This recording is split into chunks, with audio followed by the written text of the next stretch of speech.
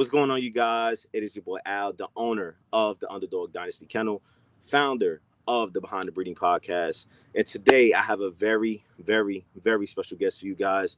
Our special guest today has been in the community for some time. He owns some of the baddest females the XL class has to offer. He produced an XL champion in his first ever breeding, and he has a very unique way of constructing his breedings. His mission statement has been to put the bull back into the bully for the XL class, and he's done that utilizing the dogs he holds in high regards, combining the likes of Ichiban, Yokozuna, Techno, and Tank, just to name a few.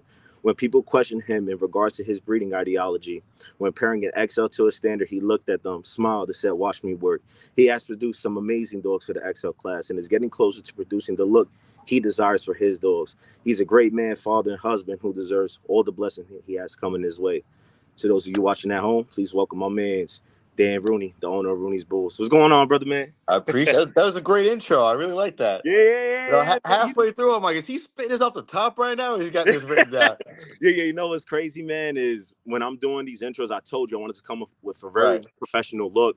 And man, there's just some podcasts I've been watching and podcasts that I'm a fan of. And I was like, this, man, I really like what they're doing. And I'm like, Right. I want my guests when they come onto this platform to feel like they're becoming a part of something special, but also something that's very, very, very professional in a way where we're just trying to give high value content back to the community. You get what I'm saying? Right.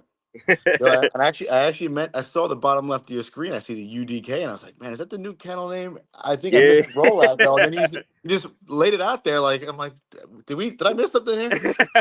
Yeah, brother, man. So that brand change has been in the works for over a year, man. I knew for a fact that I wanted to go with the brand change, Mm-hmm. something that described me. I've always felt in my life I've always been an underdog in everything that I've done, everything I've attacked. A lot of people Right. have always doubted me and the things that I've been, the things that I've set out to do. A lot of people had doubted, and I always felt like that's something that really applies to me. And I said, how can I use something to go forward as more of a professional element? Because the heavy hitter bully crew, that combined a lot of the elements that I liked when I was younger. But the thing was how can I market that? And I'm Mm-hmm. like, I can't really market that.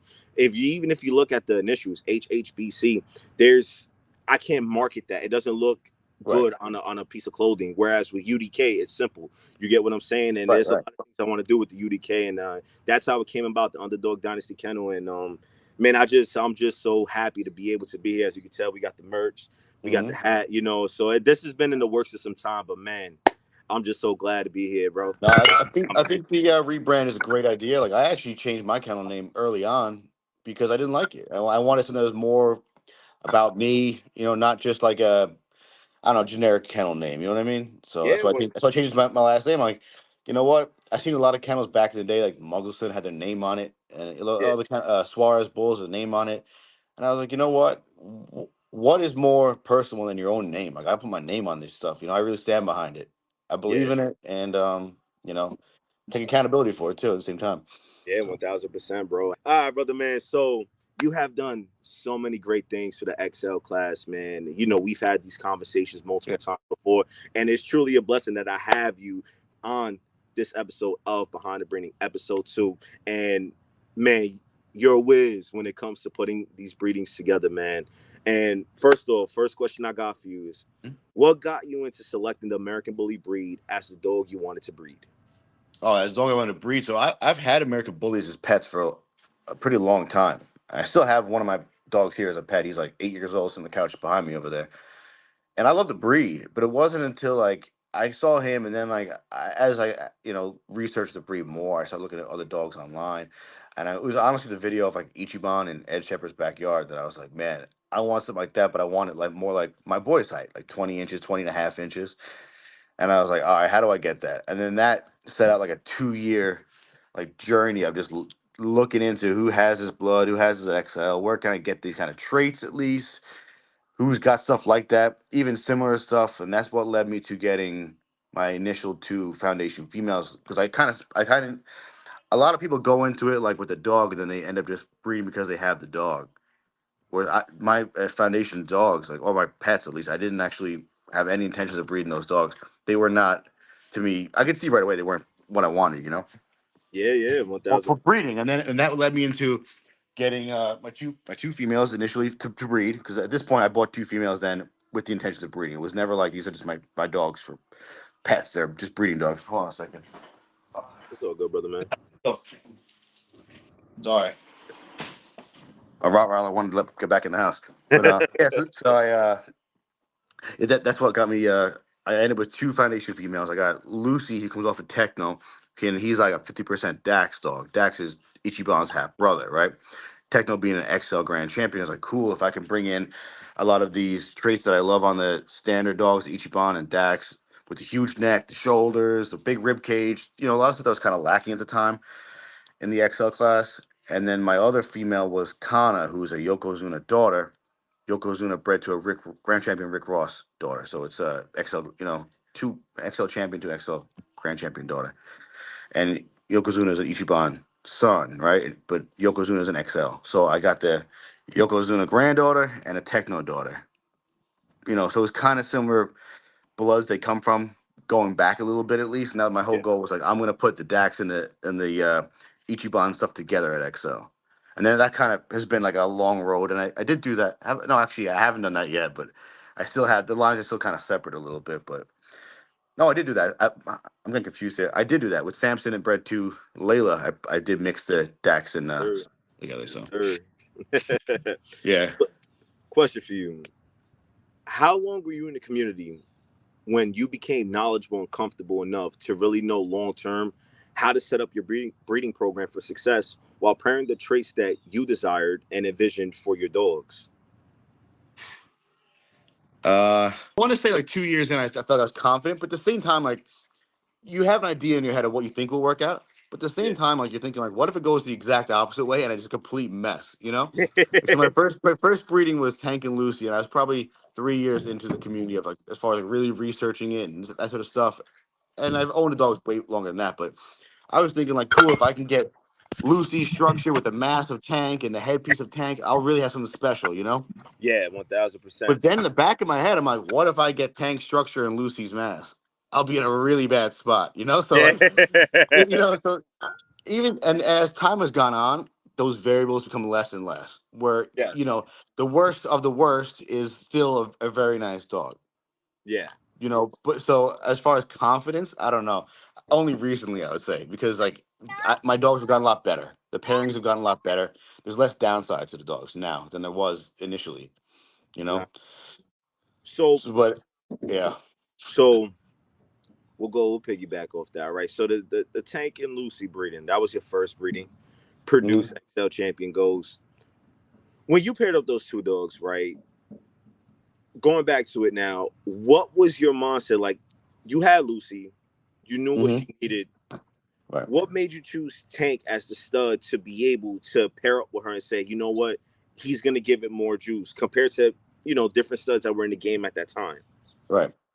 Well, at the time, there really wasn't like a ton of like really bully XL males at the time, studs that were able to really throw the look that I felt like.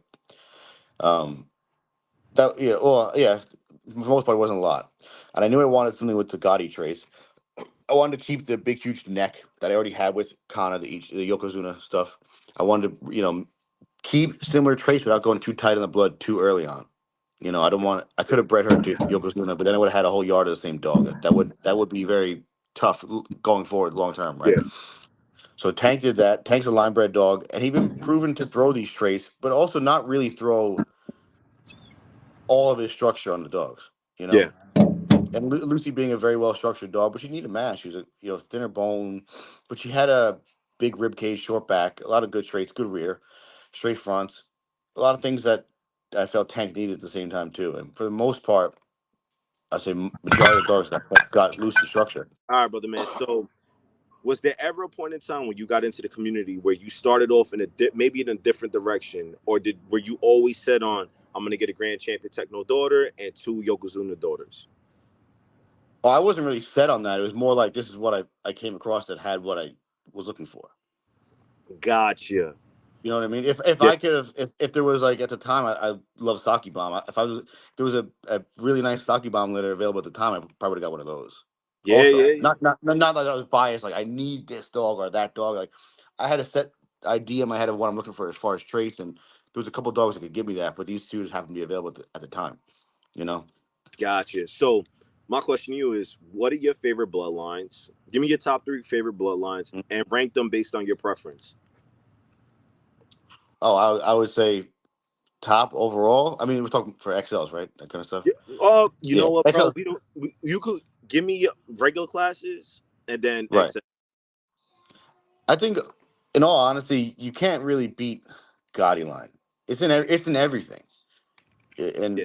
it's like I don't think you can really go wrong with foundational blood stuff where everything that stems from the standards and pockets now is all basically off of Dax, which is a Gotti dog, a line bred Gotti dog.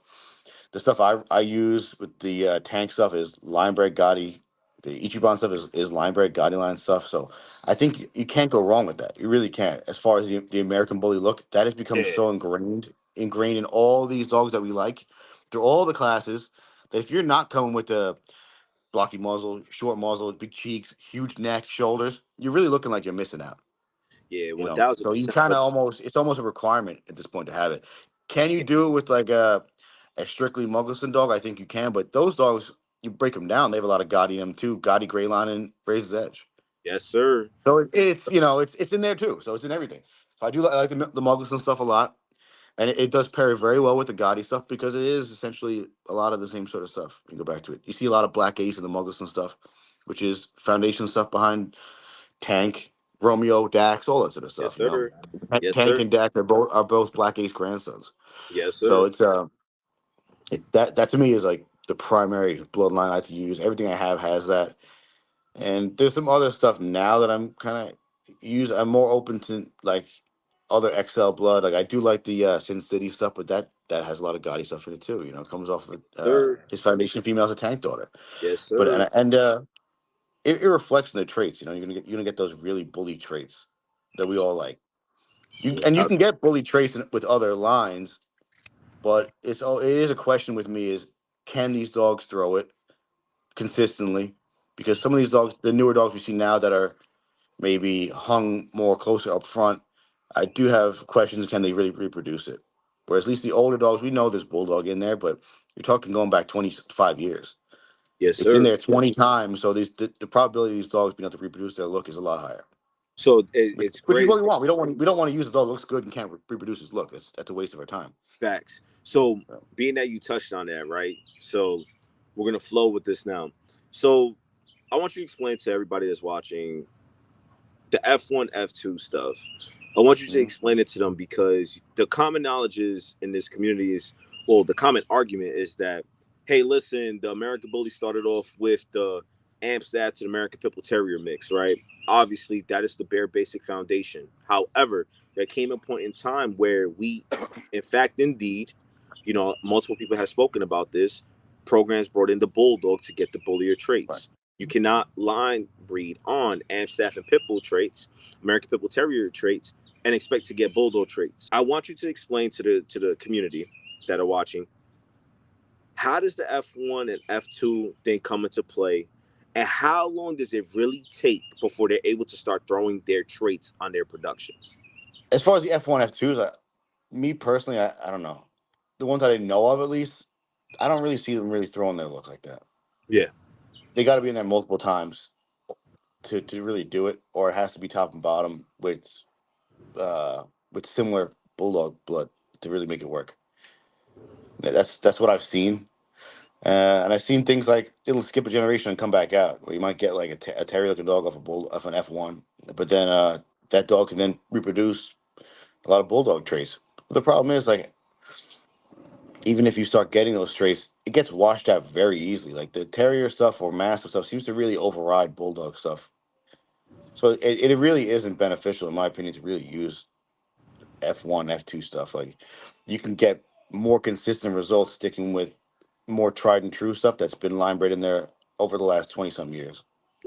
1,000%, bro. I want You know, one I don't thousand want to spend percent. 12 years just to get the traits I can already get somewhere else. That's not really So, big and win for me. You that know? that goes back to some of the things that I've said on my platform multiple times that you know what we want to do is we want to set up these dogs for success from program to program, right? Breeding to breeding. And we want to be able to push the American Bully breed forward. And the reason why it's important is because when you hang, because obviously there's rumors and other things that, hey, listen, people have hung at this point. Hmm. But the thing is like the way it works with these hybrids is you have to worry about the gene pool, and that is why when you're reproducing them to another female, let's say you breed it to a dog with a completely different bloodline, it's gonna pull every direction just because that's just the way the genes are. You know, genes Right. are very. It's how do I say this? It's very improbable. You know what I mean? Because genetics could go anywhere, and if you do the cross right up front, it is very difficult to ask that dog. The dog could be badass. They'll go and get produced to another female, and then you're like, damn, how did we get this? And that's because Hmm. of the gene pool that is behind them. You get what I'm saying? And Right. that's why, like, when we speak about the F1s, F2s, especially the bulldog traits, uh, people, I want y'all to understand that are watching is that there's a reason these dogs were able to get to the look that they desired, right? There's a reason for that. And when we look at dogs that have been utilized heavy in a lot of the pockets, the standards, look at the way the pedigrees were constructed. And when I Hmm. mean look at the way they were constructed, you have to look at the way they were constructed from the very beginning. Which dogs were heavily bred on to pull the traits, pull the sauce. And Right. that has what's led us to the type of dogs we have Right. Right. today. You Like I get said what I'm saying? before, Dax is like a line bred dog, and everything you see in pockets and standards is going to be like 10 times Dax. Yes, You know sir. what I mean? Yes, sir. So it's really compounded in there.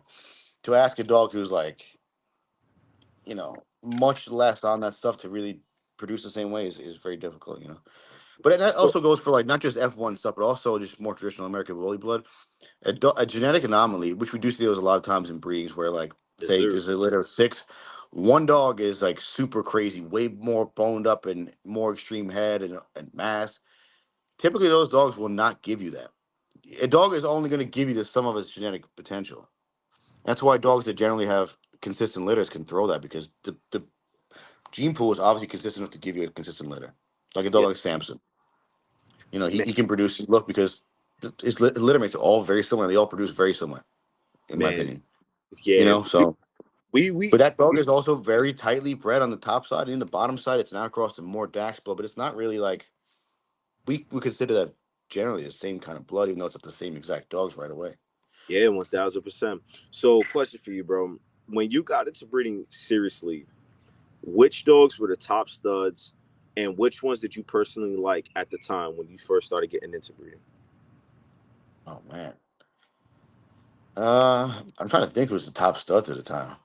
I guess like Wonka was around, right? There's one of the dogs that Coleon King. Coleon King was big. Markov was big. Like so, when I got my female Lucy, she was off of Techno bred to Markov's sister. Mm, Markov was like a huge name at the time. He was really big.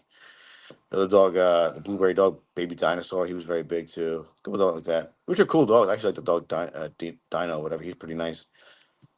I was never a huge fan of Markov personally.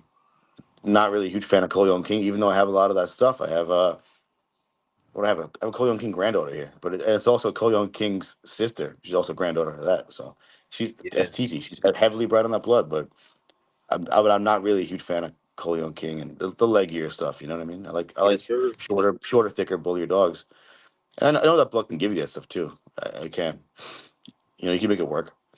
But Nice. those are probably top studs at the time when I came in, which were not really my style for the most part. How long did it take you to finally find the camps that were preserving the blood that you desired? Did that take you some time? Because I feel like for me going in, thankfully I had you as one of my mentors, but because you were able to steer me a lot in the right Right. direction. But if someone doesn't have that and you're coming right in, you got to find it. And what was that process like for you to be able to find the camp that had the dogs that you desired with the traits you wanted?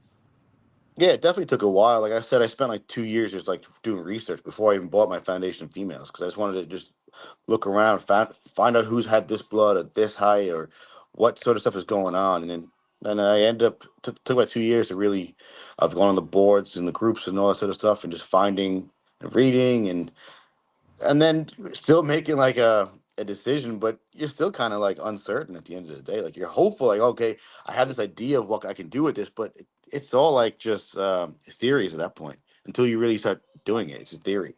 One thousand And like, percent. like you said before, you asked like how confident was I? I said not until recently when I actually have like more experience with this blood or that blood, like then I have an idea of what could actually happen. But prior to that, you're hoping like, I hope I get the best of this and the best of this, and but that's a crapshoot, honestly. You do your best, but at the end of the day, you don't know. The only way to really get super consistent results is breeding blood that's already been tried and true. But if you do that, then will you get a different look than what's already out there? One You're one not thou- gonna. You're gonna one breed somebody thousand. else's look, and that's cool. But I want to make my own sort of look, and it's a longer route. It's a longer route, but it's also a much more rocky route.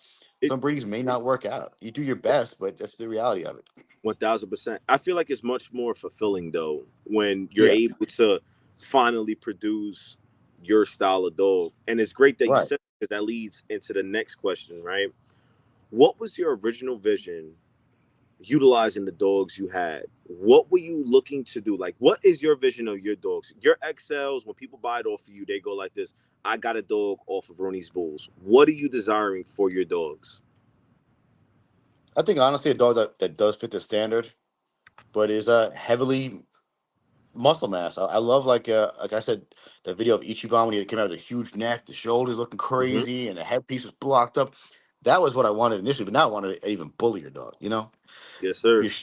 Shorter back, which makes the rib cage look even more robust, I guess. And so it's still the same vision. I just want it in a bigger frame, bigger head, bigger bone, even more muscle mass, and just continue to push what we think is kind of possible with that. Like I remember the first time I saw Samson, I was like, my mind was blown. I'm like, this dog is like so dense, so thick, bone, the head.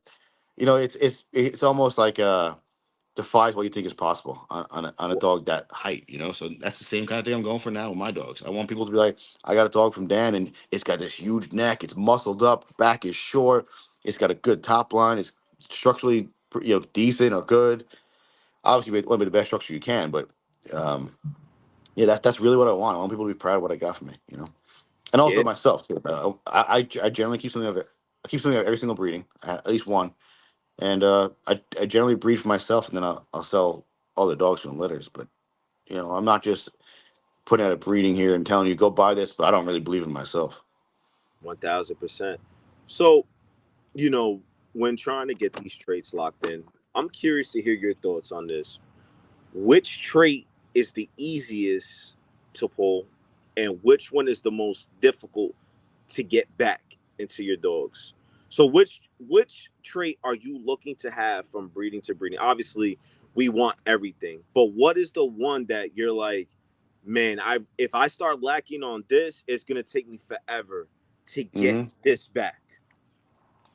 I think the easiest thing, it's they both be the same thing, but easy to pull and easy to lose are going to be your stop to the muzzle and your muzzle length. Those just seem to you can breed two dogs with decent headpiece together and still get like a slopier muzzle or a longer muzzle. It just seems very difficult if you're not actively maintaining that where both dogs have good stops, good muzzles. You're gonna lose it. It just seems like it's very, very hard to do. And even dogs that have it, I've seen two dogs paired up and they still throw stuff that's in the pedigree. Maybe the grandparents might have had a bad muzzle. That stuff just seems to come out. I would say everything that's worth having is hard to keep. I li- So if you're not actively like it's the truth. If it was easy to have dogs with mass, everyone would have these crazy massive dogs. It's not one thousand the percent. case. People tell you, oh, it's if you start with a clean frame, it's easy to add mass. And I don't know. I don't just. I think you should start with a clean frame, but I don't agree with that part. It's easy to add mass because that's the case. And where are all these monsters roaming around? There's not many of them. There's really not. And it seems that you can breed an extreme. We see it all the time. Two standard looking dogs get bred together, but half the litter end up classic. Yeah, yeah. So adding and maintaining size, mass, muscle mass, big bone, big heads, blocky muzzle with deep stops.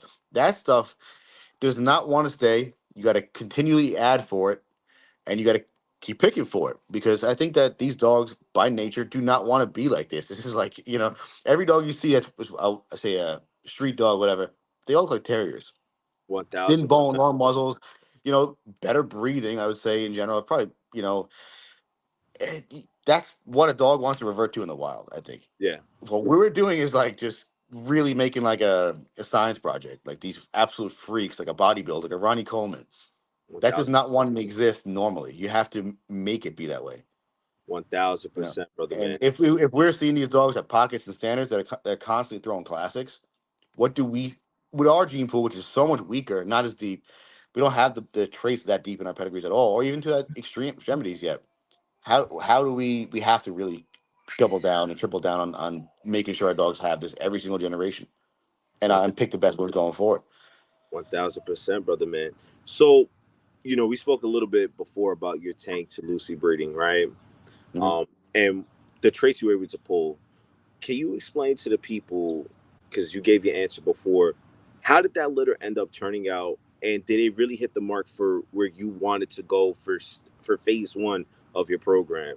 Yeah, the litter turned out very well. I think half the dogs were very nice. Half of those, some of the dogs were a little terrier. I did pet home those dogs, but for the most part, it was a massive improvement from what I had with Lucy. Yeah, I kept two females with Layla and Mango, which are a little bit different. One's Layla was taller, Mango was a little shorter.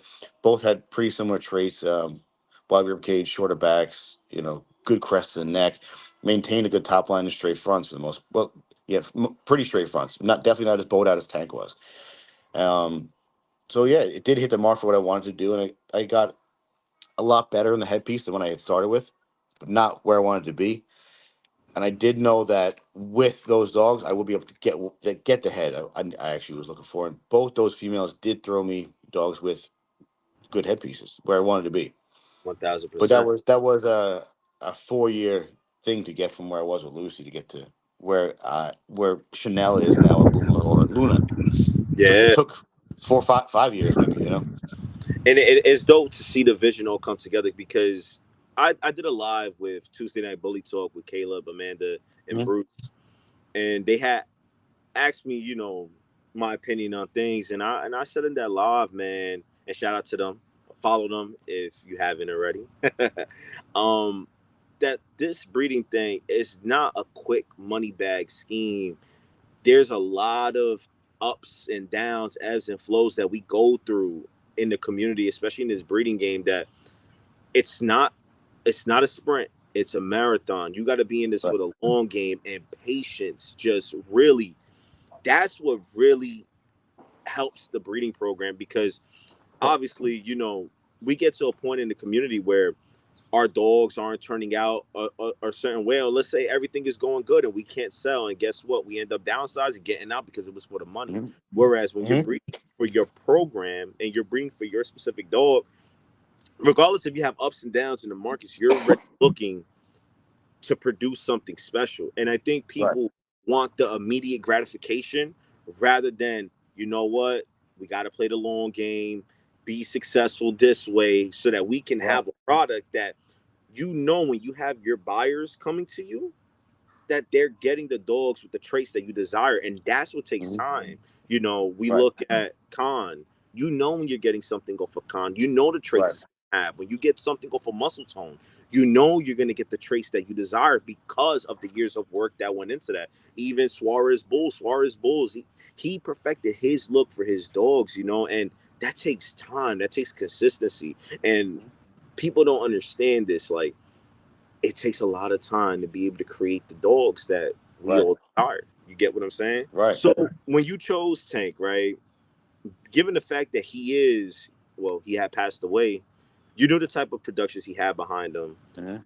Did you ever fear at some point that it's a frozen straw? There's more risk with this breeding to use this frozen straw to Lucy. Did you ever at some point just like, I don't know if I want to, like, I feel uncomfortable, but you felt like at that time the risk was worth the reward? No, honestly, I was just ignorant and naive. That's what I was like. Oh, yeah, it'll be no problem. I gotta get reproduction vet, it'll be no problem. Now that I missed like a bunch of breeding stints, I'm like, wow, that was so dumb. Looking back on it, a female I've never bred before. I'm using a straw for a dog that's dead. It's like so dumb looking back on it, and to the point like where now I'll tell people like I would recommend against not using frozen if you can avoid it. It's not worth the hassle. But yeah, looking back, it was like really stupid. But but that's what I've learned in the meantime. Like my friends, like, yeah, we can do frozen, no problem. Which I'm sure they do. She got me what 8 puppies, whatever, which is great. But yeah, I think these dogs have a lot more reproduction problems than other breeds. So my reproduction vet's saying like, oh, we do it all the time with like Malamutes or Huskies or whatever like that. Oh, cool, but those dogs you can go just let them out in the backyard. They'll go have 10 puppies. Like that's a little different than our dogs, you know. Like, so she came from a point of confidence, and I believed in her, and it did work out. But since then, I've missed breedings with that vet, so it's like not her fault either. But looking back on it, I was definitely naive and a little bit ignorant, thinking like this is no big deal. Like we can do this. We'll get a bunch of puppies. It'll be fine. And it did work out fine, but that was crazy to think about now. Now I would never do that again if I go back. I would have bred her first to make sure that she was able to get pregnant easily, have a decent sized litter, that sort of stuff. Like if I only got two puppies from it, I would have been a little upset because it's expensive to use frozen, to ship frozen, and all that sort of stuff. So Yes, sir. Yes, sir. You know what's crazy is that I always say this, man. You know, in my content, I always give praise to the Most High, and I just felt like at that time because you did that, and now look at how things have transpired right. with us and me owning Ghosts and me being able to elevate Ghosts and being able to champ Mhm. him out and all these other things. But just that was the foundation for what I'm doing over here, and it's amazing, bro. And I always give credit to you, always give praise to you, man, because without that breeding, bro, I'm nowhere. You Right. get what I'm I mean, saying? me So too. Because for there you years, like I go. couldn't get the other dog I had, my other foundation dog, pregnant. So I was really just relying on Lucy and Lucy's kids. Gotcha. So that So like even though I had two females that I wanted to go different ways and then put them together, I yeah, never got to put them together because this other female never got pregnant. gotcha. So So this the other dogs then became with made Chanel, made Luna, they made Boomer, Byro, all the all be off that Lucy line of stuff. you, that litter, right, with Samson and Layla, man, you know, the purpose of behind the breeding, right, is to give you all the mindset of a breeder when pairing up these dogs together. Because I think it's really, really dope when we see some of these badass dogs.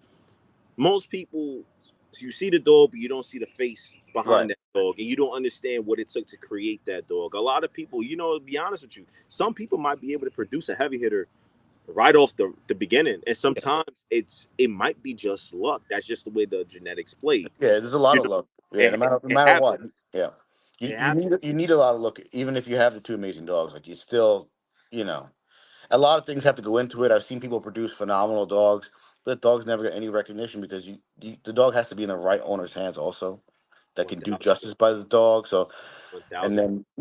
then do people do get lucky for sure. Like, I've seen people breed like two like mediocre dogs. Like how the hell did that come out of there? But it did, and worked out for them.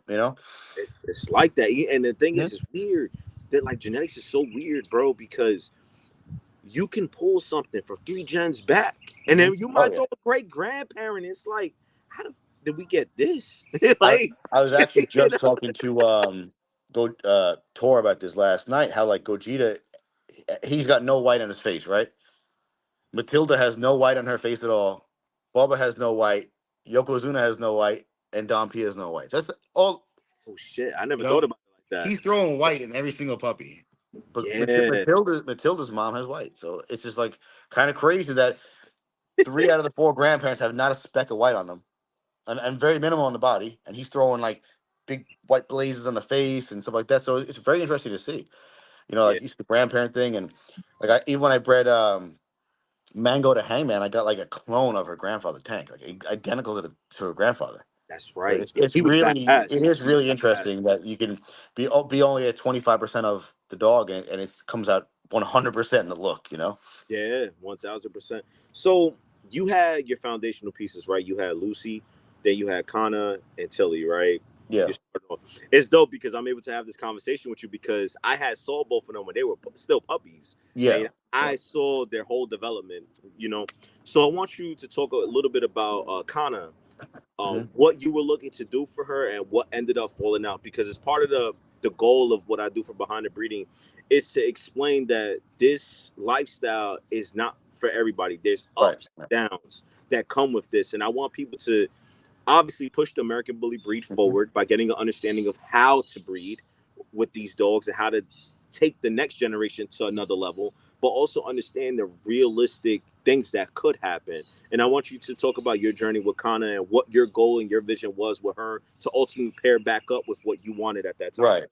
Right. So like Kana and Lucy were very opposite. So like Lucy, very clean dog, lacked bone, lacked mass, lacked head. You know, Connor's could be opposite. She lacked structure, but had a ton of mass, ton of head, but a bone.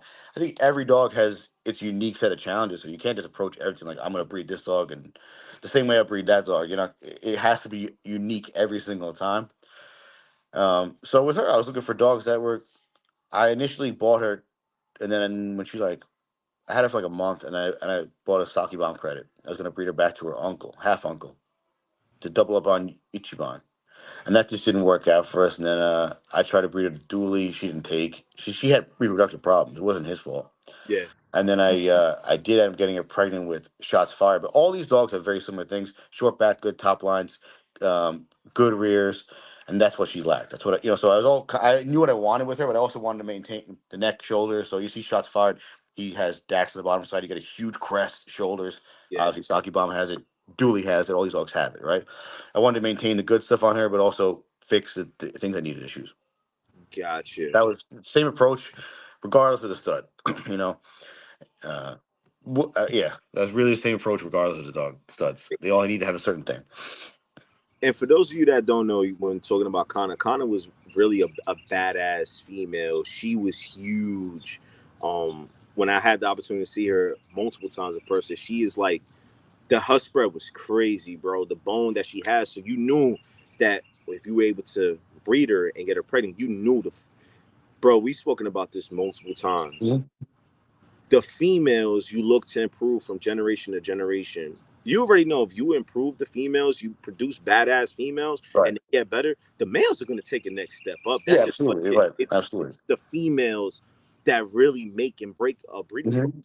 You get what I'm Right. saying? I agree 100%. And it is a fine line, though. I do think that where we want the bulliest females we can to produce the bulliest studs possible to then build a program on them.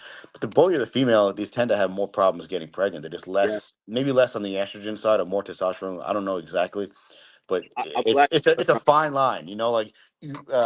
Whereas even Tilly, as bully as she is, she was much more feminine than Kana.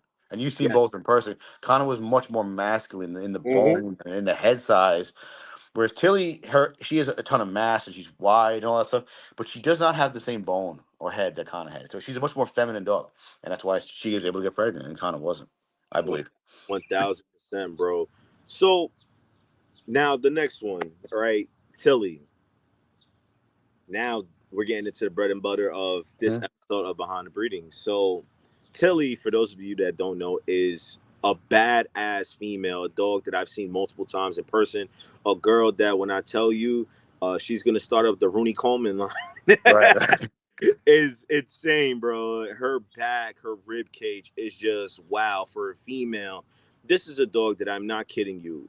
If Dan brought her out to a show, people will look at her and be like, and think that's a male right away. But Right. she will be able to stack with just about any dog in the community, and I mean that very humbly and graciously. I'm not saying that Right. in a way to like to hype her up. I'm just when you look at the traits that she carries and she does and she has, it's like holy smokes, this is definitely a definition for me personally of a one of one female. Right. Right. For When sure. you purchased Tilly, did you think she was going to turn out to become the dog that she ended up becoming? Oh no, there's no way because I had seen her have sister Kana. And it was a massive difference in dog, a huge difference. Like she was not Tilly was not the same size or anything like that. But Tilly had was a really smashed muzzle. She did. And I was like, okay. At the time, especially when we're talking about dogs that were popular, like you get the Coleon Kings, stuff like that. The biggest thing that lacked was a headpiece to me. So I'm like, if I got a female that has it, I'm gonna step up on producing a dog now. Yeah. Now I have a now I don't need to go to find a male that has a nice headpiece. I have it, Yeah. or I have something that's honestly the other direction. It's overdone the other way. But Yes. now I got a major tool in my back pocket that I can fix headpieces with. And but no, I did not think she would end up a crazy spread and mass. And you've seen how she grew. She had a ton of muscle always. You saw her like 6 months, I think the first time Yes. we saw her. And she was dope. And I remember telling her this dog is it. Like she's the one. And Yeah. you're like, all right, yeah, she's all right. She was short. She was like 17 and a half inches. She was short at the time. And yeah, she just got bigger and bigger and bigger. You know what's crazy? I had saw her. Remember, we had linked up when I want to say Ghost was like 5 months. That was the second time he came That back, was and she the was second like, time I came right, back, right? she was And 8 months then, right? She's like three yeah, months older than Ghost. and I remember, right? you bring out Tilly. I'm like, holy smokes, this Right. girl is crazy. Remember when you took a picture of her back, and I'm like, Yeah, yeah. yo, look at this girl's back. I'm like, bro, Right. it's literally like this going in. I'm like, bro, this is insane for a dog to have this much, Yeah. man. So, at what point for you were you like, okay, she looking good, and oh shit, she getting bigger? At what point were you like this? Damn, yo, she's truly a badass female. Like, she Yeah. is bigger than most males. At what point did that hit you? Because obviously we look at our dogs every day. The way I would look at Tilly is not how you see Tilly every day, because it's like Right, they're right. going in front of you. Whereas if I go 5 months without seeing her, I'm like, yo, this is the same Yeah. dog. It was At what point for probably you? about 2 years when I was like, all right, and that's just something really kind of crazy because I brought her out to show at like what, 16 months, something like that, 17 months around there. When I went to Allentown with her, Yes, sir. she was a lot. She was like, she was what, 80, I think 87 pounds at the time. And now she's like 100. So she's a much bigger dog now. But at the time, that's when I was like, oh, she's pretty cool. And then I wanted to go see Shots Prodigy, the dog I was going to breed her to. That's what I was really there for. And it was the same deal with her that I had with Kanor. I wanted to keep the good things I had: the width, short back, wide rib cage, the shoulders, the neck. But I did want to add a little bit to the muzzle. Her muzzle's a Yeah, little too short. yeah, He has a little bit longer muzzle, more open nares. I don't want closed nares. Like, she doesn't really have an issue with like overheating, that sort of stuff. But you don't want to just disregard that. That's something yeah, she should address. So yeah. that was the thing with her. And just because I don't know if you saw Prodigy that day, but I did. I they did. look like litter Bro, mates. In they the do. in the body, look like exactly the same. Yeah, So I was like, oh, this is awesome. Outcross dogs, I'll breed them together, and I know exactly what I'm gonna get. one thousand. I'll get exactly this, and then I'm just mix and matching on which dog is the best overall dog in the litter. That was really the idea behind that. 1,000%. So, being that you brought it up, right? Talking about the studs that you wanted to pair with Right. Connor, right? How you went about choosing your stud for Lucy and Tilly, right? You said you went through Prodigy, which, Right. as all of you that don't know, I wanted to get a pup over Tilly and Prodigy. I saw both of them in person, and phenomenal dogs. Right.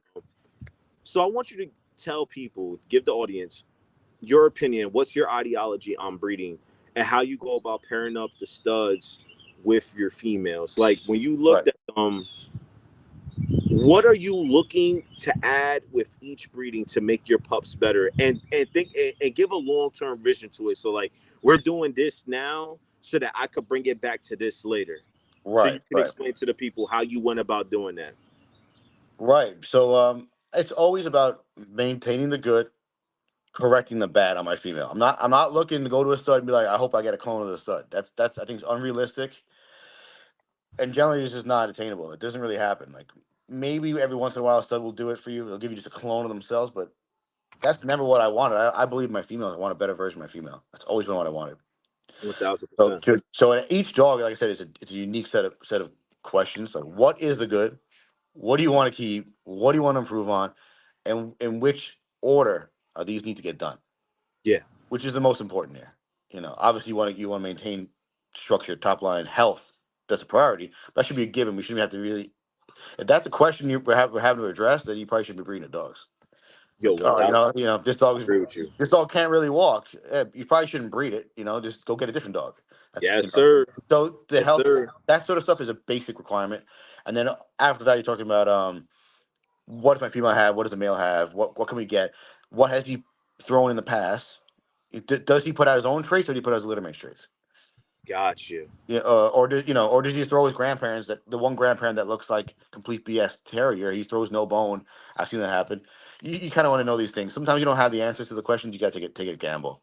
But Yeah. Shots Fired and Prodigy and Grand Champion Tiny came off of about 4 Grand Champions in one litter. The whole litter was amazing.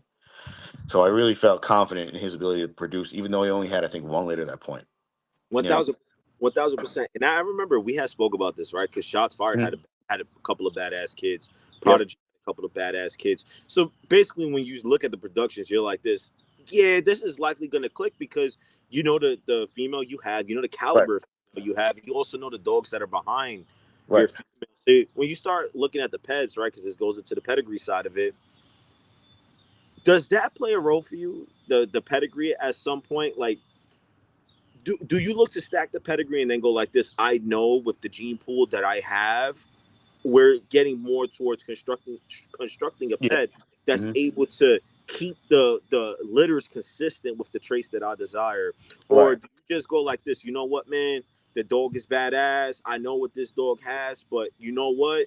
I trust my female to override the bad that maybe could come with this stud. Well, Does the yeah. pedigree ever play a role for you in that? Yeah, for sure. I mean, there's definitely things I hate. Every single dog I've bred to, there's things I don't like about him. That's Yeah. a fact. And also things I'm like, don't like my own dog. Not just saying that as but there's things I'm like, yeah, I hope my female doesn't will fix that for me. That's a given. Like I always, like I said, aim to improve on my dog. And if a dog had something that was so like egregious, where I'm like, I can't get over that, and this thing is just so bad, I'm not gonna breed the dog. That's simple as that. But yeah, I generally, I do believe in stacking the pedigree, but I also believe in like if the dog doesn't look like the pedigree, there's either two things going on. It's like either he's a genetic anomaly or the pedigree is not real. Oof. You know, Yes, this is one that's thousand percent. So I don't know. And how do you approach that? Yeah, Do you just that's and a lot of times those dogs, I'm like, ah, man, I'm not gonna be the one to take a gamble on. You know, so. Speaking about breeding, right, and pedigrees, right? There's something called the black hole theory out there. And we've spoken about this a couple of times. This is something that some people utilize in their breeding programs, right? and some people are just like, it's more like a myth. But it Hmm. turns out that this theory, it's pretty much consistent with, hey, you're looking to pull the traits from this side.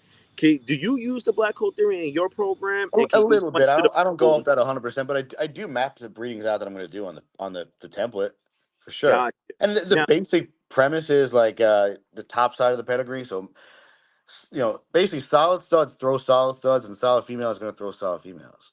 So gotcha. your best pairing is generally going to be a lineage of females that are very nice and consistent, right on the bottom, Yeah, on the outside bottom, and then the top outside studs are going to be very nice. gotcha. So like you could, there's tons of dogs you can look at that are like that, and that's why you see like, man, how did Grand Champion Chaos throw Grand Champion Blue and Grand Champion Blue to Grand Champion Hangman? Yeah, Look at the pedigrees of the females that got bred to. 1000%. So, But it's the most basic concept is like breed the best of the best of the best of the best. That's it's very basic at the end of the day. But yeah, I do look at it. But do I say, oh man, if this dog I absolutely hate, if he I hope he's in the black hole because then he might not throw his traits. But I don't really look at that. Like you should be trying to build a pedigree of dogs that you generally like. 1000%. So, for you personally, how many generations are you away from getting the look that you desire? And what are your personal thoughts? Would you ever line breed or inbreed to perfect your look? And what are your thoughts on line breeding and inbreeding in general? Oh, well, first of all, I believe line breeding and breeding are very important tools to have. Very important. It's just difficult. I don't think you can line breed or inbreed too early. Well, especially line breed. You can't breed line breed too early because then you'll just line breeding someone else's stock. A little bit, right? Like it. 1000%. So inbreeding, like I do believe it. If you got a phenomenal dog, I would, and he or she is structurally sound and hasn't got any apparent issues, then I would do it. But it is a risk, very big risk with inbreeding. You'd have to have like a phenomenal specimen to really even be eligible for that. I would say, 1000%. 1000%. But So, I believe more about building the look first and then like perfecting the look. so for you personally, how far off are you in your program for being able to consistently throw, well, I would say consistently throw, right? Because obviously it could go anywhere, right? But how far away are you from getting the dog that is your cookie cutter image for what you see for your vision of your dogs in your head? Oh, complete cookie cutter. Yeah, Um, Maybe 2 to 3 generations. I think I can get 90% there in one breeding from right now. gotcha. But to get there consistently every single time, it's gonna be a few more generations, and What? that's where the line breeding will come in. Yes, sir. But Yes, right sir. now, if I'm I gotta make the dog first, my own dog, before I can then just, you know, I have to make my own look. 1000%. Build my set of traits that are unique to what I'm looking for. Yes, sir. Not which isn't the standard. I'm not saying that, but everyone has their slight preferences, and this is not just a bully thing. Every breed has this. Breed is maybe not as well versed in, say, golden retrievers really pick up on, but it's the same way too. Like X breeder is known for short hocks, which have great movement in the ring, great springs. It's every breeder has these things about these different dogs within the standard though, right? Yes, So sir. that's kind of what I'm going for. I got to build my own dog first before I can really just line breed on. If I'm line breeding on some other dog, that's not my look. Yes, sir. You So with Tilly, right? know? How many stud changes did you go through with Tilly, and what was the purpose behind them? I can't remember how many slip changes I went through there. Definitely, what, three? At least three, right? Yeah, because I remember Well, you had Prodigy, Prodigy. the Prodigy, I did try to breed her to Prodigy, but she absorbed the Yes. puppy. She absorbed. So I think it was Prodigy. Now was it Chumper or Jaws? It was one of Oh, those that you. I was gonna use Chumper, but then by the time that came around, he ended up getting sold, and there was a whole thing with that. And Got. I wanted to see what you do with Prodigy first, who does come from standard blood before I went to an even smaller dog. Yes, sir. Prodigy not happening, kind of put it like I was like, oh man, I don't know, maybe I'll, and then Chumper got sold, and oh no, it was Jaws too, which is Chumper blood. Yes, sir. So going back to what I was saying now behind the breeding, right? There came a point in time where you produced this badass dog that is now making waves in the community. Name is Gogeta. Mm-hmm. And obviously you guys don't know this, but me and Dan, we spoke about this breeding multiple times, Right, right? And Dan had came up to me and said, what do you think about this dog? And I'm like, holy smokes, like that's really right. pushing it, right? So I want you to tell the people, first off, what was your thought process behind choosing the stud that you chose for Tilly to Mm-hmm. produce Gogeta, Mm-hmm. and talk about the litter, how the pups came out, but Right. what your ideology was behind constructing it all. Like, what were you looking to pull? What were you ever concerned about? Can this pull more bad? What were you really thinking when you chose the stud to pair with Tilly's and say, you know what, we're really gonna really push this all the way forward? And Right. did it hit the way you had intended it to hit? Yeah. Okay. So I would say for the most part, it did hit pretty much the way I intended it. And the idea behind this was like I had done a couple of standard to XL breedings, right? And I got very good results, very consistent results. But then I started really thinking like, what makes these standard dogs so special, right? It's the extremity of the size of the features on the frame. Like Samsung, what, 28-inch head, he's 17 and a half inches tall. That's preposterous, right? It's massive. To get that same look at an XL, say a 20 and a half inch tall dog, 3 inch taller, you need a 3 inch bigger head. Yes, sir. So how do you go get a 30-inch head? And comparable bone. It's that's the challenge. Yes, sir. And if we were just to take, say, 25, 26-inch heads and breed them up, how long will that take you? 15 years more? Yes, Because you sir. look at the dogs like Dax, which is what, 12 years ago, 24-inch head. Now you have pockets with like 25-inch heads. They went up an inch and a half. You Yes, know, sir.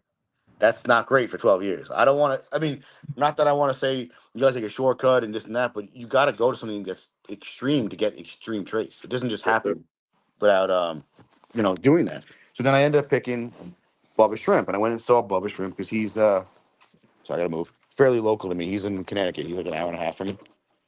So I went up and saw PCR and got to see the dogs in person, and they really do have absolutely massive bone, massive heads. They What surprised me though was the short backs. They all have very short backs. So that was a positive. I'm like, wow, I didn't expect that.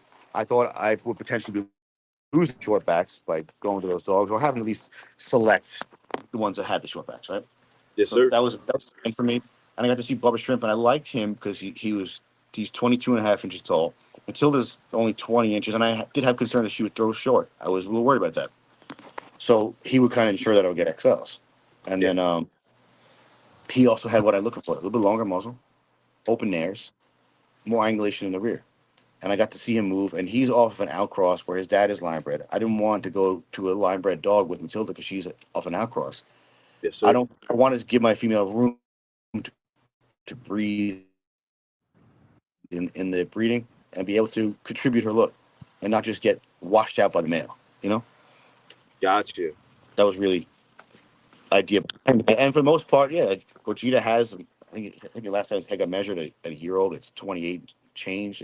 He's on pace to being 29 or bigger. With good, beautiful face, short muzzle, blocky muzzle, clean bite, no ropes in the muzzle, less Yes, sir. bulldog traits than Matilda has. Matilda has ropes. We don't want that. People like to brag like, "Oh, I'll get ropes." Like, you don't want that, man. Back. Yeah, so that was really the idea behind that, and for the most part, the dogs got it. I have his sister here, Dora, and she's very similar look to him: big bone, huge head, short back, big rib cage. Um, and so now the next step is to take those dogs, and then my goal is to take a Dora son to a Gogeta daughters. That's my goal. When you do that, you're gonna pull a lot of juice, a lot of muscle mass, bro. Right, Just right, because the size of the dogs, a lot of people right, felt obviously everyone has their opinion on the big bowlers dogs. And the right. thing is like for XLs, when you look at pockets of standards and you look at the dogs that have really made us a humongous impact in the community, right? You understand that, and we had this conversation before, in order for you to, let's say, for example, and we spoke about this, right? Your female is at a level 4 on her bone. Mm-hmm. If am I looking to go to a stud that has level 6 and hope I get slightly better, or do I go to a stud that has level 10 bone and then maybe I get to 6? That Right, is a right, significant improvement from where I right. start. You get what Exactly, I'm saying? exactly. So when you had looked at Bubba for the first time, did you say, yes, sir, like this is it? Like, and I know for a fact, based on the pedigrees, that we're gonna pull the traits that we desire, but we're also gonna have pups that I know for a fact are gonna be able to throw the traits because of the Mm-hmm. way the pet is. Right. And I know for the stud, this is gonna be it right here. Like I know this dog is gonna throw, and these dogs are gonna be insane. And also Right. with that breeding, were you looking to pull more from which side were you looking to pull more from, or were you looking for the cross of both? Were you looking to pull more of Tilly, or were you looking to pull more of Bubba, or were you looking for a blend of both? And how did it turn out, like with the pups in general? How did you see their development? Oh, so for me, I wanted my female. I want a bigger version of my female with more bone, more head, and a little bit more height. That's what I want, right? But it goes back to like what you said before. You were talking about dogs being able to reproduce the traits, like with the black hole thing, right? Mm-hmm. So Bubba is an outcross dog. His dad is Dom P, line bred dog. His dad is Johnny Bags, right? Yes, That's sir. consistent. Like each generation, these dogs are passing down head, passing down bone, passing down muscle mass, right? So I Sir. was consistent then when I bred to my female that I would be able to then get a male and I would have it. And Gogeta has the bone, has the head size with the, in my opinion, even more improved face. You know? Go Gogeta is phenomenal, bro. Yeah, he's a great dog. And He is yeah, in phenomenal. general, the whole litter was very, very consistent. I did have two other dogs from the breeding that I kept in addition to Dora and Gogeta that I thought were the most like Matilda. So they were my favorites. But both of those dogs ended up like passing away young and freak accidents. So that was like a huge blow for me. But I'm grateful to still have Gogeta and Dora to work with, and then then I'll line breed those. So both those dogs right now I'm doing breedings with, and I'll put those kids together. Nice. So, It's so crazy. I'm addressing some issues now that I don't like in the dogs, and then I'll put Yeah. them together with the issues fixed, and Yes. then maintain the good and keep the bad out. Yeah. 1000%. And you know what's crazy for those of you that watching, the you had Pet Homed one, and that girl was crazy too. So the blood for sure. It Mhm. took all the bully traits that you desired. It's crazy because you speaking about the ones that you lost. People don't understand this is that Chanel was supposed to go to your keeper. Like me Right. and Dan spoke about like that was one that was like we knew for a fact that shit was gonna do something really really really Yeah. special. Hmm. We knew that, and so it was definitely like a big blow for both sides, and it was crazy. But looking at the way the pups developed, it's safe to say that you're going to get exactly what you had envisioned. Obviously, Right. you wish it would have went a different route, but you're still going to end up to the same goal utilizing the dogs through Right. this Right. breeding Sure. effort that definitely, it changed the trajectory for everything. Would you say for you personally, was that the biggest breeding that you had did with your program? For my program, yeah. Yeah. 1000%. Yeah, Now, I think the Samson breeding was really big too. Like that was probably my biggest breeding as far as like recognition. Like I never had as much like international like people hit me up like the Samson breeding. Like I had people I had a guy in China that wanted to buy Layla, had me repeat the breeding with Samson and buy her pregnant and send it to China. And I'm like, dude, the amount of money I would charge you, you wouldn't even want, you probably wouldn't want to go for that. There's no way I'm selling you a female full of puppies. You know what I mean? yo, No way. would you ever choose to line breed on that breeding, or would you decide like, hey, listen, we could pair brother sister together? Would you ever do that with this breeding, or No. no? And I I want you wouldn't to do explain brothers. to I the wouldn't do people. brother and sister. No, wouldn't do brother and sister. I would do like kids off of them together. That's the closest I would Got, do.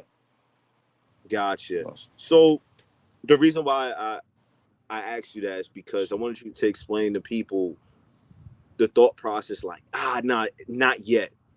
Like, not right now.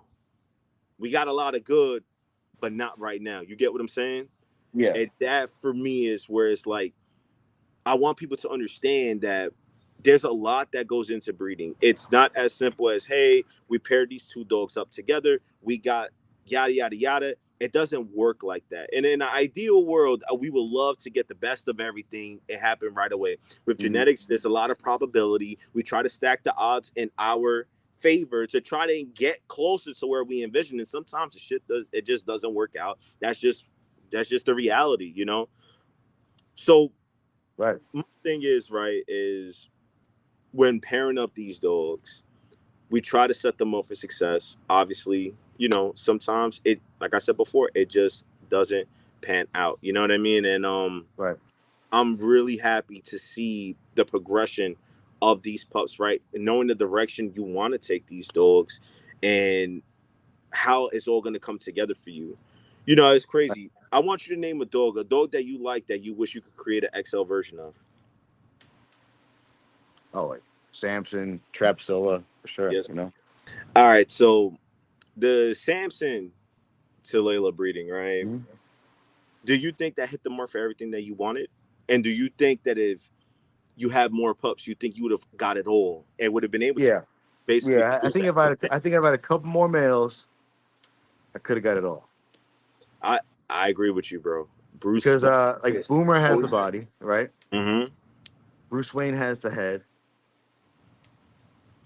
And if I could have put them together, that would have been it. Yes, sir. I agree with you. Like that for me is like holy smokes. Like that Right. that is it, bro. Because Bruce Wayne's headpiece is definitely top 5 in the community, Mm-hmm. bro. For the XL. I know a lot of people don't know who Bruce Wayne is because he went to a home out in Cali. They don't show him. You get what I'm saying? That dog, no doubt in my mind, he hits the show ring, especially being out in the West Coast, champs out quickly. And probably he could probably grand champ out there if they really decided to push him, in my opinion. That's just my opinion. Speaking about Bruce Wayne, you get what I'm saying? He's just a badass dog. Definitely I would say that when we look at the breeding studio programs, it's just me being a fan, your friend. I definitely think the Bubba to Tilly breeding was one, but I think Mm-hmm. that Samson and Layla breeding, that was right there, right underneath Right. I agree. because when we're talking about consistency amongst both breedings, we're talking about all the pups All the were pups are very really, nice. really Just nice. Very nice. minor Yes, tweaks to sir. each one. Yes, sir. There's if I had even got Chanel's head on Boomer's body, I'd be like I'd be ecstatic, you know? Yo, the best thing I That would be love about, crazy, right? yeah, it would have been crazy. And that's the one thing I love about Chanel's headpiece, bro, because she has that 90-degree stop, that two-finger muzzle. And, it goes back to the pups that we see and how we pick our keepers and stuff. If you would have told me that Chanel would have kept her two-finger muzzle from the muzzle she showed as a Right. pup, I'd have been like, I did not see there's it. no way. No. Dude, listen, listen, I did not care about the 2 or 3 finger muzzle. Right. I just was like, this is a little bit longer. I just wanted the body to hit what I was Right. looking for. Right. Because I already knew Ghost had a good headpiece, right? Yeah. So I just need to make sure that Chanel has the body. She needs more width. Like Ghost, Mm-hmm. that's what Ghost really needs. He needs the width, Right. more of a chest drop, and he needed to have better rear angulation, more Right. push off. And Chanel hit all of those things. Right. She did. I didn't know that Chanel's muzzle was going to stay the same size as it was as a puppy. Man, I didn't And it see it. just, I did not see it. Like she kind of almost had like a terrier looking head. yes, sir. I didn't think it would be terrier when she was done because Layla's head isn't terrier. Yes, sir. But I did not expect it to be like that so much, you know. And Yes, even sir. actually, I posted a picture of Dora. I actually told me this yesterday. Someone was like, "Oh, did you know Dora's muzzle is gonna be so short?" I was like, "No," and I actually sent them 4 puppies from that Bubba and Tilly litter, and I was like, "Which one do you think got the shortest muzzle?" And it was the one that had the longest muzzle at 3 weeks old is the one that had the shortest muzzle now.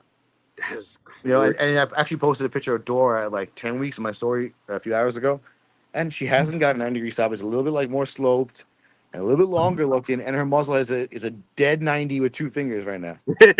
So it's like it's kind of crazy how these things do develop, and I do think that's a lot of like just if you pair two parents that both have it, and their parents have it, and their grandparents have it, like you're gonna have it, Yeah, you know. what You know, the like so it's you don't yeah, in my experience, like it's not always the one with the smash muzzle that has the shortest muzzle.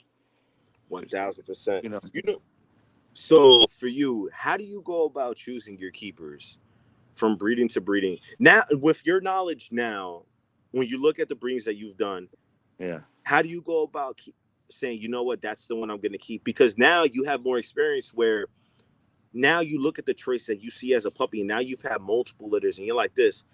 I kind of saw how that developed, and I know how that's going to Right. progress, Right. so how do you go about selecting your keepers now? Well, me personally, like I'm an idiot, so I pick the dogs with the best body every single time, and the headpiece kind of second. Like that's just how I like with Boomer. I did the same thing with Sauce. Like, he had the best body, but he didn't have the same head size as Gogeta. Like I could tell it right away. His head was not the same size. But I wanted the best body. Like I wanted the spread. I wanted the thick, short back, and that's what I wanted. Same thing with Boomer. I wanted the body. That's just I'm biased on that. Not that Sauce would have had a bad headpiece, but I don't think he would have had the same head size as Gogeta. And Gogeta is throwing a headpiece. I just saw one of his sons the other day, like 8 months old, and the dog has like a 25-inch head. Like Yeah. he's this is what go back to before. He's throwing the traits of his dad and grandfather and great grandfather. Like so, it works out well. But yeah, I'm a big like body guy. I want the neck, the shoulders. I want that's really what I lean towards. Even though I know that I should be picking a little more for the head, but my dogs as time has gone on, the headpiece is becoming less and less of an issue for me. Every dog seems to get it now. One That's thousand. that, that's kind of how I'm going with it. I'm like, I'm just gonna keep going till like every dog has it, and then it won't be an issue. I can just pick the body. So, for you personally, looking at the pups, their height, because Mhm. I know I said it before in the intro, you try to put the bull back into the bully for the XL class. So, obviously, we're trying to get in the 20.5 inch range to 22. Right. Do you ever factor in, hey, this pup could potentially be borderline XL, but the body is too good to let go? Yeah, I don't care.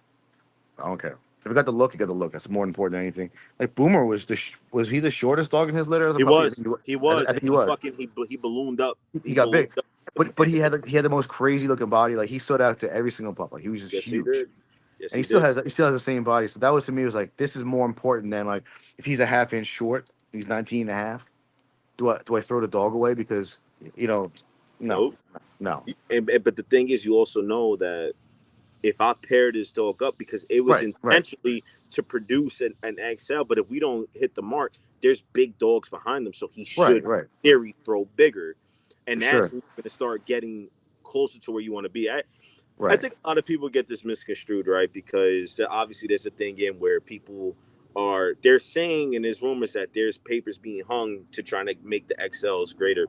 I think the biggest thing, right, is understanding that now we're in a state in the American bully community where, in order for us to pull the breedings to make the XL be able to get more consistent, we have to go the long route, and you have to methodically build it to get the consistency. You Mm-hmm. get what I'm saying? And Right. I feel like some people just don't like the idea of a standard to an XL breeding because they're like this. Well, we're always going to struggle with the height. But this Yeah. is the thing. The way I look at it is if every breeding you're doing is with intent to produce these traits on a taller frame, you got to methodically build. to get to that point. It's not you're going to get it. Sometimes you might get it right away, but then that dog throws short, and now the dog is always going to throw short. Whereas if you methodically build it, you could consistently build it, and you'll have it down the road. And I think that's why that like, as far as the XLs, we don't have as many dogs with the consistency now in this generation, just because that's a longer, more methodical route. And the people that have been able to preserve it and keep it, those are the ones that got the size and got the traits. You get what I'm saying? Yeah. So question for you. Tips, what would be your tips for newer breeders coming into the community? I would say honestly, it's just consistency, and don't get caught up in whatever fad is going on. Just stick to what your plan is, and it's gonna work out better for you. Like my plan was, like, I always want these bully ass XLs, and I didn't have to change anyone's mind on that. I think the community just kind of came around to it. Yeah, But even if they didn't, and they still wanted to breed these tall, leggy, 26-inch tall dogs, I would have still been breeding the same thing anyway. Because in my opinion, like my market is not dictated by what the current trend is. I'm gonna make my dogs the way I want them, and people will buy them.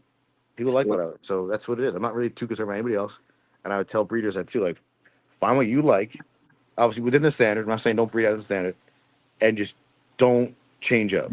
Just keep going for that. Just keep going with it. You know, do it the best way you think possible. I know people thought like, oh man, you bred the Bubba Shrimp. He's like an overdone extreme dog. There's a reason behind that. It wasn't like I was trying to, necessarily get a big baller dog, but there's a reason behind that. So it's all part of my initial plan. And I really haven't changed too much. Maybe some methods have changed about how to get there, but the overall goal has still been the same.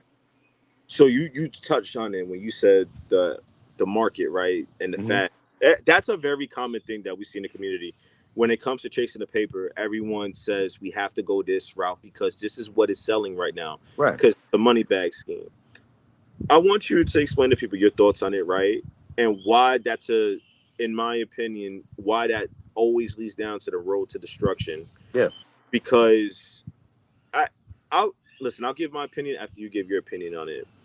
Why is it you feel that the fad thing leads down that path to where a lot of people downsize and a lot of people just get out the American bully community? You're always playing catch up. If you're following the trend, how do you? So say someone comes out with XYZ dog, right? And you're like, man, I need a dog like XYZ dog. It's gonna take you 2 years to get there, at least. You're gonna go breed a dog. By the time the dog's mature, or around 2 years later, the next big dog is out now. Now you're caught up with this old dog. It's probably not even as good as the one you wanted originally, because you don't know how to really make it. Because you don't know what's even behind the dog. And now you're playing catch up, and you're selling third-rate versions of what's actually in demand. It might have the right names on paper, but it's not got the right look. And that is the and if it has the right look, can it produce the look? Is the question too. I don't know. What 1000%, and that is the common thing, is because obviously our community goes through a lot of fads. When the reality is that fads only make a market saturated, and when you have a market that is saturated, it makes these dogs lose their potency when it comes to being able to first not only push the class forward, but also when you look at them, it's like so many people have them that now that affects the market, which is it's exactly what happened now. A lot of people wanted these types of dogs with the color, the Merle, and now you're looking at, bro, I remember when I got in, obviously when we built a Puppo for you, Ghost, that was what, 4 years ago, 4.5 years ago, when we did that, bro, the Merle was selling for 10 grand, 8 to 10 grand. Yeah. Now Merle, no one wants it like that anymore, and the people that get it want to pay like $1,500, $1,000, and these are dogs that were very high in demand before, that you had to pay X amount. You had to pay a premium to get this type of dog. I know, because it was a new fad. It's like the latest and greatest. Like, you know what's crazy? Like the fad thing, it doesn't just always apply to the American Bully. It happened in the French Bulldogs. Everything, too. It happens in everything. And then what ends up happening is once the market, everyone chases the bag, it starts dropping off. And once it starts dropping off, now it's like, oh, this isn't selling no more. Now we got to get rid of them. And that's the problem right now. I feel like in the community, we're actually going down that slope where it's like we're reaping all of the consequences of what happened prior. Now, listen, granted, I would say this, everyone we get in it for different reasons. You know, I've said this in the other podcast that I was in, Tuesday Night Bully Talk, that we don't breed for free. If it was, because it's a For sure. Right. very expensive for what some people call a hobby. It's a very expensive thing to do on the side, and obviously there is some form of compensation that has to come into Yeah. play. Get what I'm saying? There absolutely is. But the thing is like when you have multiple dogs that don't hit the mark, that not only is, because this happens a lot too, you'll have dogs, right, that shouldn't be getting bred because of the price that they Mm-hmm. paid for the dog. Right. Mm-hmm. And that not only hampers the class, because when you think about it, that dog is realistically a pet quality dog. And then listen, there's nothing wrong with a pet quality dog. You get issues with pet quality dogs when you have, for example, I paid 10 grand for this dog. This dog didn't turn out, but now I'm trying to get back on my Right. investment. I breed them. That dog shouldn't be getting bred. And Right. I think that's what has led to the dip that we've seen in the community now. And we had dogs that, in my opinion, maybe shouldn't have been getting bred, and the market became oversaturated. And now it's like, if you're in this market now, if you did not stay true to your vision, you definitely would struggle now. Mm-hmm. Because whereas if you were breeding to perfect your look from generation to generation and you're building it up, it's much easier to do that than putting out a product of something that's already out there. And the more that Right. is out there of that, now that it's just you're dropping off, and people like this. And I definitely do think that people are being a little bit more selective with what they're getting now. Definitely. Definitely. You get And what I'm it's saying? like, yeah, it's like if you're competing with 1,000 other breeders that are breeding the exact same bloods, the exact same dogs as you, you're competing for the same customers. But I don't need to compete. I don't need to compete for say for 1,000 breeders for say 5,000 customers. I just need 100 customers. That's it. I don't need to compete for you. Well, I don't need a million followers. I just need a couple good ones. That's it, brother, man. Right.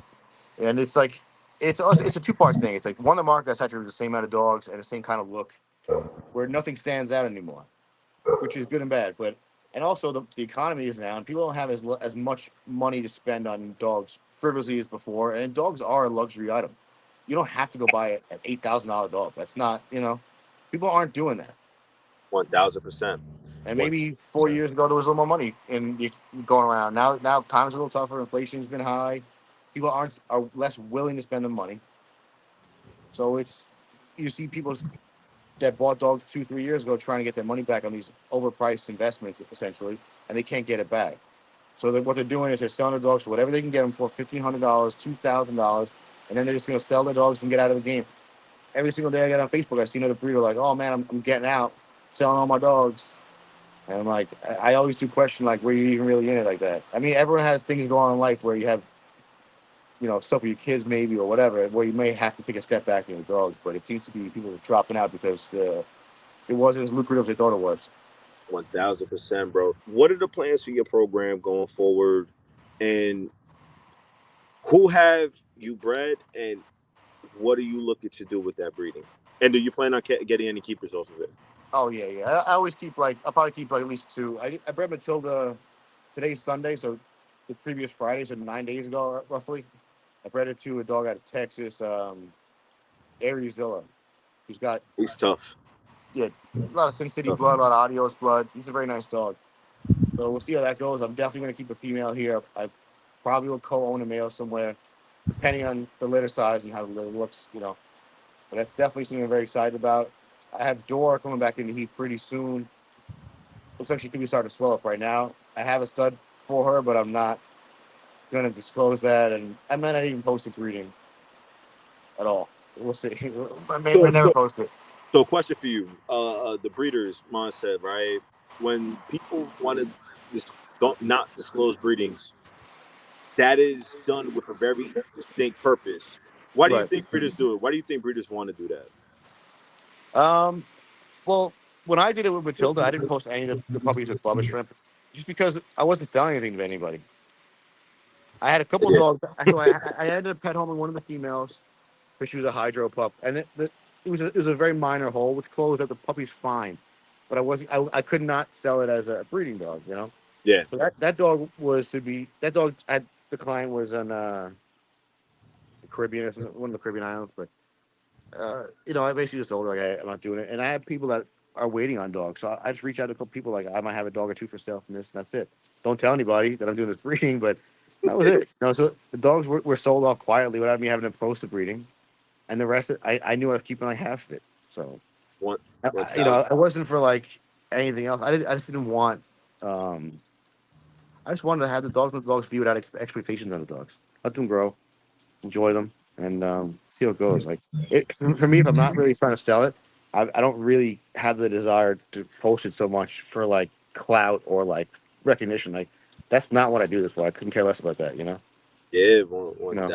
thousand, brother man. So when you start doubling up on the Yoko, Mm-hmm. how do you think these pups are gonna look? Well, we know how they look because we just did one. What we did this born a week ago. It was Christian Dawson's Oh, female Prada. Yoko daughter bred to Gogeta. She dropped nine healthy puppies, and they look identical. So they look damn, phenomenal. The whole litter is like I have a female coming off that to me, which I'm very excited about. So that's fire. that female will be bred to adore a son that I'm doing the breeding on pretty soon here. That's fire, bro. I'm so excited for you. What you got going on with your program, man. It's just I can't express to you all the work. Because obviously I've been there for Mm-hmm. seeing you from the beginning, and all the work you've done to be able to achieve the accomplishments that you Right, have. I know the ebbs and flows that you've went through, the trials and tribulations that you right, went through, and it's like, man, you have went through a lot, and to see the progression, right? Obviously, we look at Gogeta. There's no doubt in my mind that right now, if Sauce was still around, Sauce would have been equally mm-hmm. as badass.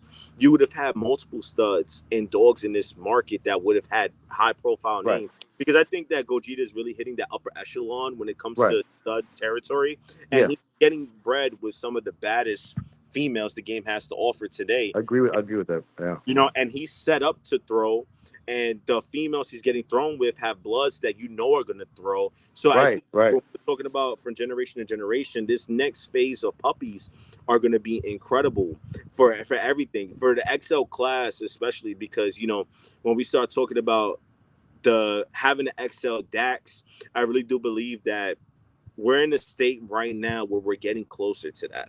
I think we're really getting closer to getting the traits, the height, and the proper head shape to build with. You get what I'm right, saying? right. And I think we're getting closer. And I just can express to you how happy I am for your Right. program. I You agree and with that Tora with especially to do that. yeah, I agree with that with Gogeta. Like we Tora bred into one of his females that was I think inbred on the mom's inbred and the dad was a line breeding. So it was super tight on this female the female he had was super tight, and she had like a terrier muzzle, and he threw like sawed off muzzles and big blocky heads and huge bone in this female. So right then and there, I was like, any questions of is he able to pass a look on were answered for me. Yes, sir. So if you can do it with that female that is lacking in the head, she had a nice spread and good body, but he threw the bone, he threw the head on a female that was so tightly bred the opposite way, you know. To me, I was like, okay, now when we pair him to like Torres bred him to his grandmother, Snooky. It's a phenomenal breeding. We just bred him to his, I guess, aunt, Yoko daughter. Phenomenal breeding. We have all these breeds lined up for the dog that can really show what he can do with dogs that have more traits similar to him. So this sky's the limit for the dog. He's 20 months or 21 months right now, and he has a bunch of production on the ground, and they're all looking phenomenal. So I'm very excited what he can do, and then we'll see what Dora does with his daughters. I think it'll be really special. Do Man. you think Dora, based off of how Gogeta's producing, do you believe that Dora would be able to throw the same way and maybe Yeah, even throw the yeah, same? I think it does give you yeah. confidence. I think the same or same or better. And only way I say that is because I think females generally put their look in the litter more Yeah. times than the male does. Yes, sir. But for him to be able to really do that is a testimony to what he is, you know. Yeah. 1,000% because the peds on both sides. I think the Right. reason why that is because obviously Tilly, she's line bred and she has conformated stock behind her, but Yeah. her pet is just straight bulls throughout Right. all of it, right? Right. Right. And with Gogeta, with you think about the top side and Bubba, there's nothing but bulls Yeah. on the top side as well. So Mhm. I feel like with Gogeta, it could only, if it pulls from any direction, you're only pull if you're pulling from the mother side, you're great. If you're pulling from the father side, you're Right. great. And I think Right. that when you pair these dogs up with him, if you have a female that is badass, the badder the female, the badder the pups are gonna be. And Agreed. it's showing that with his Right. Like for example, if Gogeta throws either of his parents or any of his four grandparents, are we gonna complain? They're all they're good. phenomenal. They're You all can't, great. you literally, you can't go wrong because all those dogs I would like love to have in my yard right now. You know, so it's there's not a whole lot where you can kind of throw wrong, and that's where, like you said earlier, stacking the pedigree, you take a lot of the guesswork out because we know that when you have a terrier dog in there, that stuff seems to override the bulldoggy traits a lot more. So not saying you want to breed bulldogs or that stuff, but you need to have very bully traits, blocking muscles, deep stops, and big heads and bone in the pedigree a lot of times in order for the dog to throw it. It's just the reality of it. Especially when you then take that dog to other dogs and ask him to do it. I do think you could breed a pretty mediocre male to a super bully female and you'll get a good litter. But can you breed a nice male to a pretty shitty female and you get a nice litter? It's a lot harder to do, I think. It's much more difficult. And the thing is, that's a common thing that we have. Right. In People ask the world of a You know what I'm stud. saying? Which is we know that though. So we have to make these studs pedigrees so deep because people are gonna ask the world of you. And then when Yep. the minute you have a bad kid off the dog, they're like, oh man, it still can't throw. And that is why I firmly believe, like when I look at, that's how I base a producer, right? Because obviously we have those that can produce the traits, right? Hmm. But can you do it consistently with breeding to breeding? Hmm. Can you do it with completely different blood? Throw your Right. traits, and when you line breed and inbreed on those dogs in the future, do the dogs get better? And that is why, for me personally, Samson, obviously he's not spoken about as one of the top studs in the game, but when you look at what he's able to throw on all of his Right. production, Right. even when it was completely outsourced, then when I realized that Samson was really that dude was when I saw Kingston from Heart and Soul Bullies when we Right. linked up back in Yep. November. Hmm. And I remember because it's completely different blood. And we know what Samson is, and we know how Samson was bred. It's tight on the DAC stuff, but it's more refined. And when I saw the dog, I went, "Yeah, this is it for me." Samson, Right. it really is. He really is that dude. And Yeah, he is. that's when you start realizing we're hitting that territory where this dog can produce, and it speaks for itself, man. When you look at some of the litters that have been done with line bred Samson, inbred Samson, and bro, it defies logic, right? Based on the genetics Right. on how these dogs look, and when you look at the pups, these dogs are even better. They're Yeah, even it makes absolutely no sense. cleaner. It makes It no doesn't sense make to me. no Yeah. sense as to why the look is getting so much more refined, because obviously, we've spoken about this before. How many issues have there been in the pocket class, in standard Hmm. class, with these dogs that have gotten really heavily tight, but these dogs have hip dysplasia. These Right. dogs have breathing issues, overheating Yeah, issues. or just poor structure in general. But it is kind of crazy that Samson being so heavy on Dax. Like Samson's dad, for people who don't know, is his dad is Santino, right?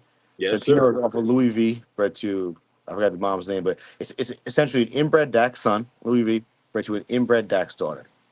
Right? That makes sense, And Yeah. Santino was bred to his other female like Samson, but Dax dog could generally talked about as being like not structurally there. They have, poor rears, push forward shoulders, like, and then the tighter they go into Samson stuff, it just gets cleaner and cleaner. It's like it goes against what you would think. Like generally, they say when you inbreed, Hey, you pull out the bro, all the bro, flaws, and it just goes to show like you got to do things a little bit, not just without try it yourself a little bit. I do think a lot of people will tell you stuff that they've never done.